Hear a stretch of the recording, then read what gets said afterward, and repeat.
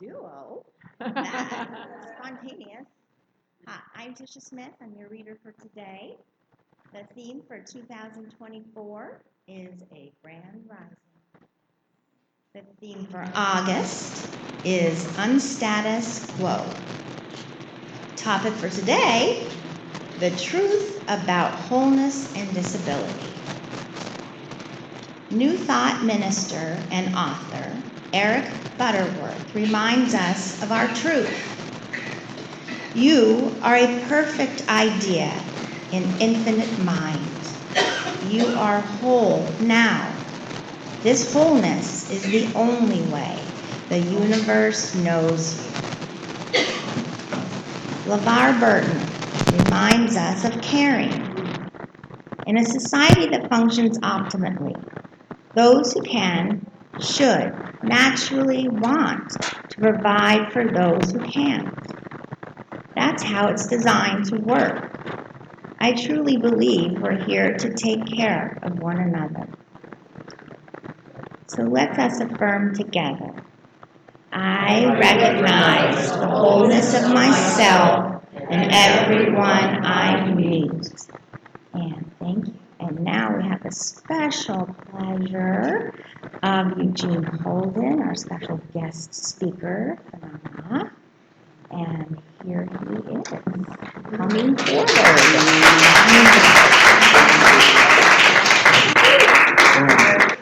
Good morning, everyone. Good morning. No, I'm sorry. Grand Rising, everyone. Grand Rising. I would like you to look at your neighbor and say, God is good to see you. God is good to see you. I am so glad you're here. Amen. It's interesting that all of a sudden my talk has disappeared. Oh no! Like I need a talk, like I need notes. But hang on, because there's some really good stuff in here. But in the meantime, don't talk amongst yourself. There we go.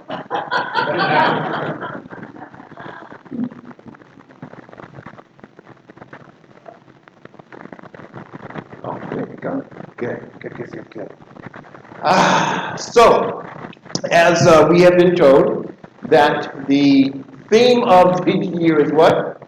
A grand rising. A grand rising. And then the theme of the month is Unstatus quo.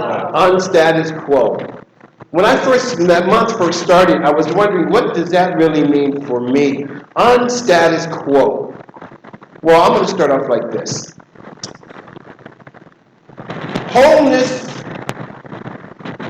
and disability, which is the theme of today, right? And so the status quo would have us think that we are separate. The status quo would have us start to judge stuff, right? The status quo is to look at something that is called disability and then judge it.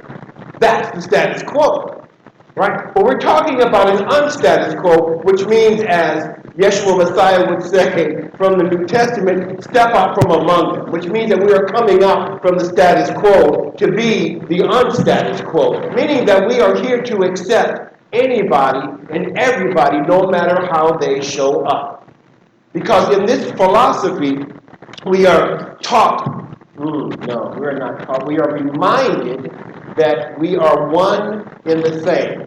What was that song? We're All in this together. We are all in this together. Why? Because there's only one life. I love Dr. Holden's phrase, right? There is only one life, that life is God. Now, sometimes you may hear someone say, there's only one life, that life is God's life. That life is perfect, that life is my life now. But Ernest Holmes didn't say that. He said, there is only one life, that life is God. Period. That life is perfect, and he said that life is my life now. I like to say, I am that life now. And so I get to recognize the fullness and the allness of the perfection of God as it reveals itself into and as me. And then as I recognize it within me, I get to see it in everyone else. Come on now. Yeah. So when we talk about wholeness, I got to move this out of the way. Flip this way, Mr. Holden. Thank you very much, Reverend Dr. Kathleen. So when we talk about wholeness, we are talking about something that is not missing. Because wholeness indicates that there's nothing missing. What I love about what we hear in this philosophy, whole, perfect, and complete, that's really planned redundancy. Because the definition of wholeness is, in that definition of wholeness, there are a few of them, and one of them is perfect. In the definition of perfect or perfection, one of the definitions is wholeness. And in both of those, one of the definitions is complete. So that's what I call planned redundancy. Because sometimes as divine human beings, we need to hear it over and over and over again. So whole, perfect, and complete. So in this philosophy, we are taught that we are all one. No matter what that person, how they may show up, no matter how they may, how spirit, come on God, how spirit has decided to manifest itself in that person. Now we may, on the status quo, say that they are disabled, that there is something wrong with them, that they're not normal. I don't want to be normal, I want to be in my natural self. Normal, as we have heard before, is the setting on the dryer. I don't want to be normal. I want to be my natural, beautiful, God-created self.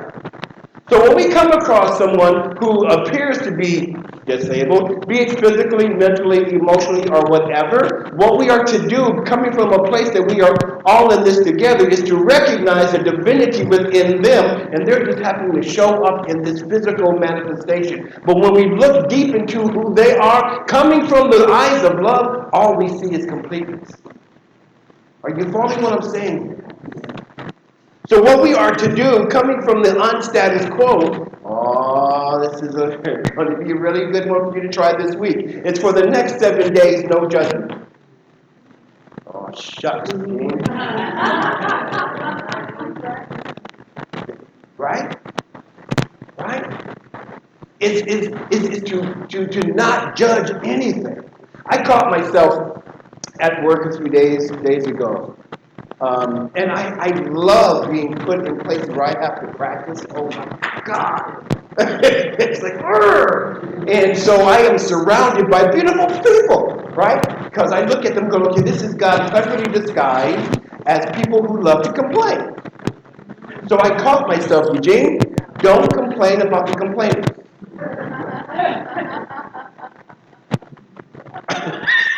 Because I caught myself going, why? God, they are always... Oh, wait a minute, that's me too, right?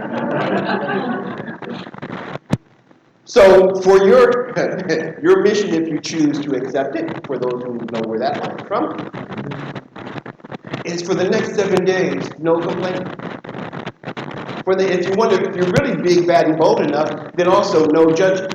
Well, interestingly enough, complaining comes from judgment. But what I want to also put in there in terms of the no judging is don't judge yourself. I don't know about you, but I used to be, probably still hold a master's in self-judgment.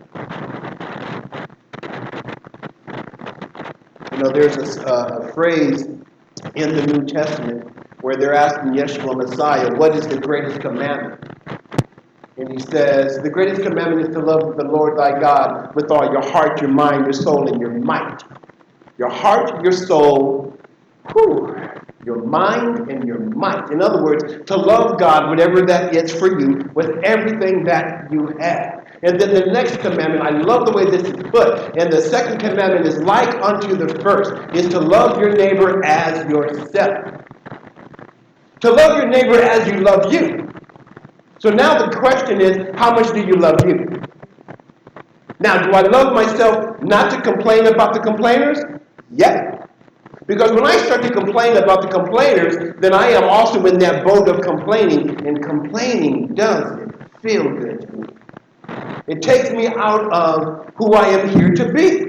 You've heard me talk about the weapons of mass distraction. Right? And I usually talk about that in terms of the news and all of that. But I was starting to think about that a couple of months ago, and the weapons of mass distraction could be the thoughts that I'm keeping about myself, which is distracting me from really stepping into and stepping from who I truly am. And who are we? Power of the presence of God. God. Who else? What else? Love. What was that one? Spiritual beings. Having a spiritual experience on the spiritual plane called earth. Now, I know that Dr. Wayne Dyer said that we are spiritual beings having a human experience on this planet Earth. I like to say that we are spiritual beings having a spiritual experience on the spiritual plane called Earth, because I really truly believe in this thing called no separation. If I am a spiritual being having a human experience, that leaves room for me to separate. Because I have heard myself and other people say, well, my human self, I'm like, wait a minute, what? Or let me put on my practitioner's hat. Or somebody, let me put on my minister's hat. And I'm like, do you have a hat that you put on? So what they were really saying is that over here, I am this human being, I'm this person, but over here, I am a minister, I'm a practitioner, because I have these hats that I take off and put on, and we are created in the image and the likeness and the nature of the divine. So when we come back to wholeness, what we now get to do, my beautiful brothers and sisters, is start to look at others who may seem a little different, who may behave a little different, but also see within them the divine Christ that they are, the divine love that they are. They are just showing up in this beautiful divine way. What I love about people who have been deemed or mental illness, right? And it's real. It's going on, right? Could it be that their mind is vibrating at a different frequency? It's still God showing up. Who am I to judge? Who am I to judge? This reminds me of, I was listening to this when I was in LA.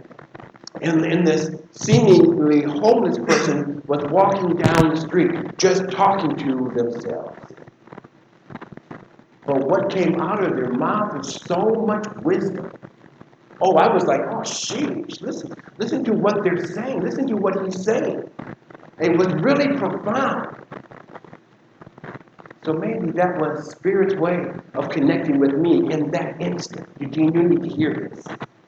I don't even remember what it was, but it was like, okay, I got it. That even though it may appear that you don't have a place to live, it may appear, and you may be having the experience of having not enough food to eat, but also you are the messenger of the divine that was brought to me in that moment. Who am I to judge? We are talking about wholeness here, folks.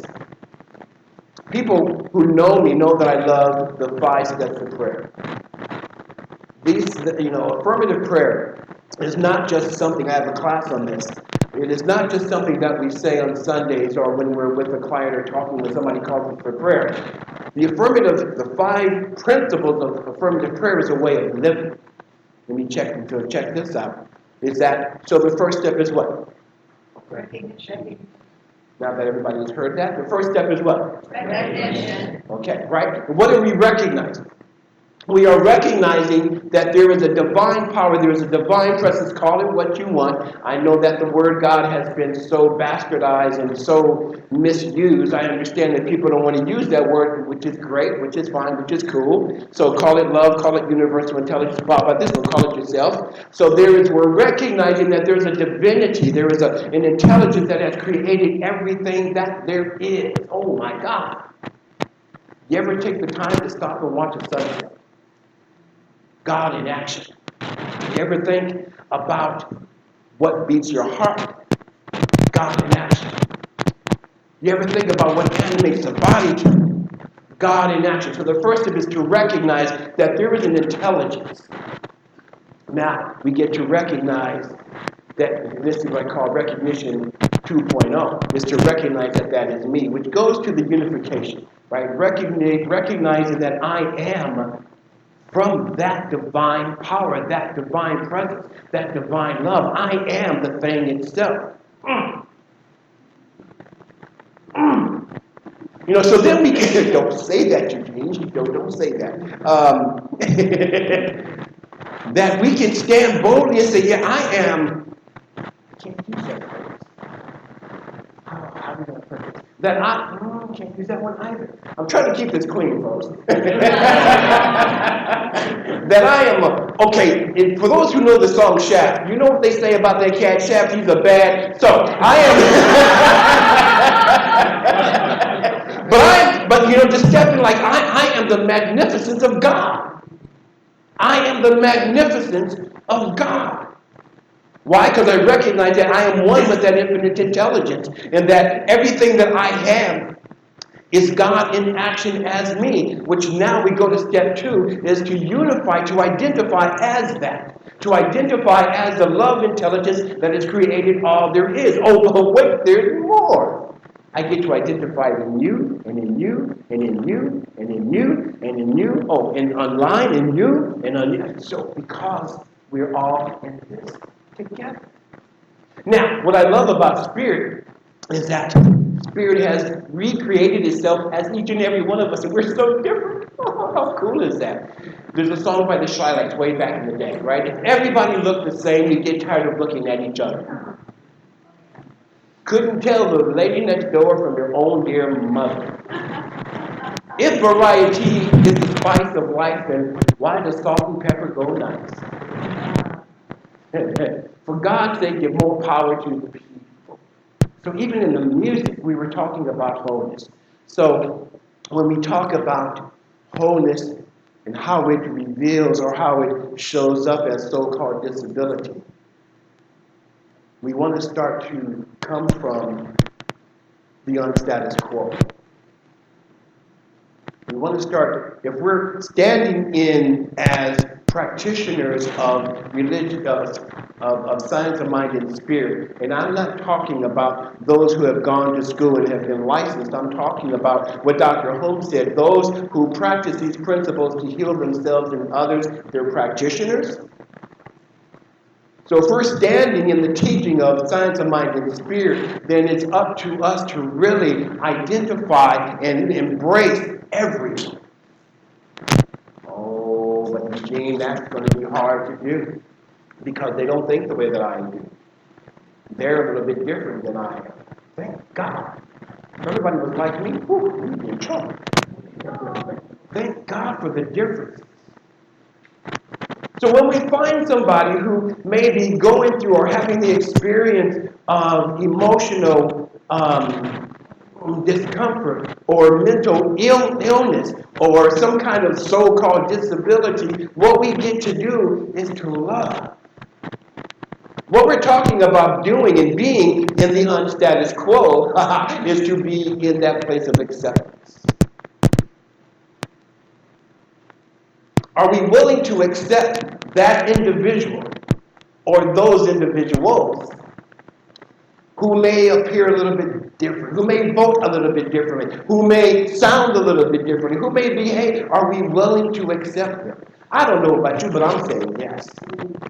I'm saying yes. I may not all the way like it. However, I know that me not accepting them is now putting me against them. And I don't want to be against anything. I want to be for everything. I want to be for peace. I want to be for love. I want to be for wholeness. Will you guys join me in this?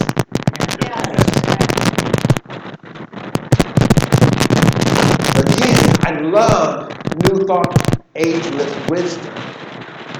Because what we are doing here with that is we are having a new thought on something that has been ancient, right? Yeshua Messiah said, do not, do not conform to the ways of the world. In other words, don't be the fucking status quo. But be ye transformed by the renewing of your mind, have a new thought. Have a new thought. So when we come across somebody who may be a little bit different, and it pushes a button, it flips the trigger, and you go, oh, wait a minute, what's going on in here? As you've heard me say before, they may have pushed the button, but they didn't install it. So what we get to do is look at that button and go, what is this about? And then bless them for pushing the button. They didn't install it. What they have done is they have brought something for me. They have brought something to life to be healed. And I get to bless them. I get to thank them. Thank you so much for triggering me, which has nothing to do with them. So when we see someone who might be experiencing or expressing as disabled in any way whatsoever, and there's a trigger that's been flipped, that's been a button that's been pushed, Go within yourself. Ooh, what's that about? Oh, why am I judging that? Oh, and then reach out a hand. How can I help? Because we are all in this together. So if we are all, and we are, in this together, then what is ours to do? I'd like to say, that was a phrase that was really big a few years ago, what's mine to do, what's mine to do? And it's still a valid question to ask, right? But I also say to me, so who am I to be in this situation? Because once I step into who am I to be, that informs what's mine to do. Sometimes I may be called to be quiet. So then what my action is, okay, well, let me just hold the space. Sometimes I may be called to step forth and say something about whatever's going on. Now I am called to get into action to say whatever needs to be said. But the thing is, to really step into this thing called wholeness and really embrace the wholeness and the totality of life. Again, I say that we are all in this together. Now, I understand that in this beautiful nation called the United States of America, sometimes known as the divided States of America, that things are a little different. And it can cause discomfort. It can cause separation. It can cause, us against them and them against us and all of that crazy stuff. But when we stop and really think that every human being on the planet wants the same thing. To be loved, to be joy, to have an opportunity to sit down and have a conversation with someone who may not see eye to eye with you, but have a conversation where we can come together to some common ground. Why? Because we're all in this together. Let me find out why you think this way. And let me tell you why I think this way. And how can we come together so that it's a win-win-win situation. I don't have to make you wrong to be right. This is wholeness, because nothing is missing. Side note here, I forgot to set my timer, so I don't know how long I'm talking. And we're back.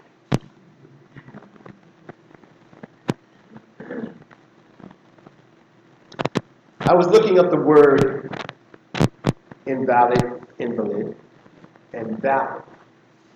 Words are so very beautiful. So when you're valid, things are like, oh, this is valid. But when you're invalid, totally different from the word valid. I mean, it's just a complete opposite, right?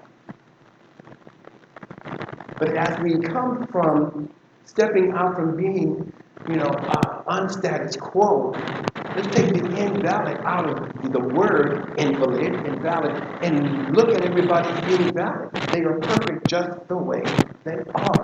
Even in this community, we may come across people in situations which may have us want to separate them. No. If we're stepping into being wholeness, if we're saying that I am a practitioner of science of mind and spirit, then that means that let me accept this as it is. And now how can I put it in a way that it works for everyone? So that it's a win-win-win situation. Now why I say win-win-win, because it's a win for me, it's a win for you, and it's a win for we. Win-win-win. When there was no time, and before there was a number, spiritual hell, this is a song of ecstasy. So now we're here to sing the song of love. So the question is, in this closing, is are you willing to love? Are you willing to be whole?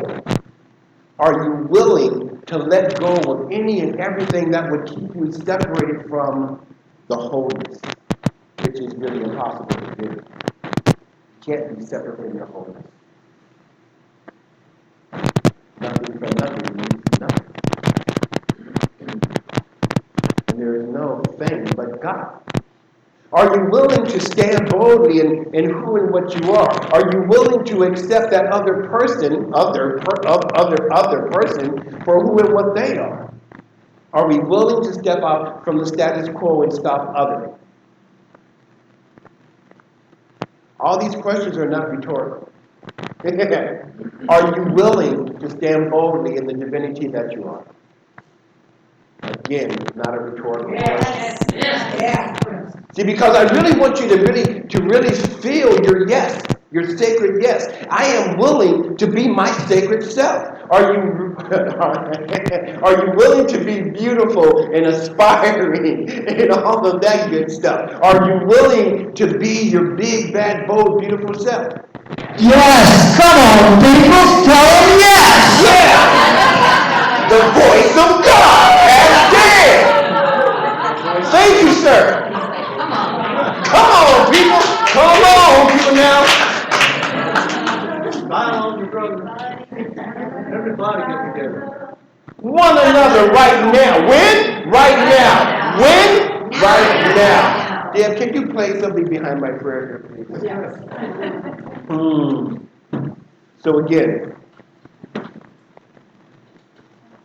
what we are here to do, coming from the status quo, stepping into the unstatus quo, is to stop the judgment. Stop the judgment. Bless you.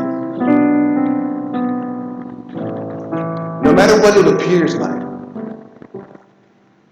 if it pushes a button, ask yourself, oh, what's that about? Every experience that we have is an opportunity to love. Everything we see on the news is an opportunity to pray. Everything that we experience, the wars and the rumors of wars, the shootings, the war and the crime and all of that, and the stupid political stuff that seems to go on sometimes, is an opportunity to love. And the only way for us to love is to raise our consciousness, to raise our vibration, to include the all. Because we are all in this together. Just anchor this in prayer. How grateful I am for this opportunity to stand in the awareness that there is only one life, only one power, one presence, one love, one joy, one source of all. I choose to call it God. Yes, I know that it is called by different names. Sometimes it is called God. Sometimes it is called Yahweh. Sometimes it's called Allah. Sometimes it is called Krishna. But whatever it is called, we call it forth into our conscious awareness, recognizing that it is that infinite intelligence from which all things are created. I recognize that it is at the very center of all of life, from that little nucleus of the atom to the expansiveness of the galaxies. All that there is and ever shall be is God revealing Himself into it as everything that is seen and all and not seen. Everything that is known and yet to be known, all that there is God. The love intelligence governing the universe through divine law and unconditional love. Oh, but wait, there's more. As I recognize that God is everywhere present at all times, that means that at all times God is present right where I am, no matter where I am. God is revealing Himself into and as the I am that I am. And as I know this to be the truth of my life, I know this to be the truth of each individualized expressions of the one right here, right now. Right here, right now, God is, we are.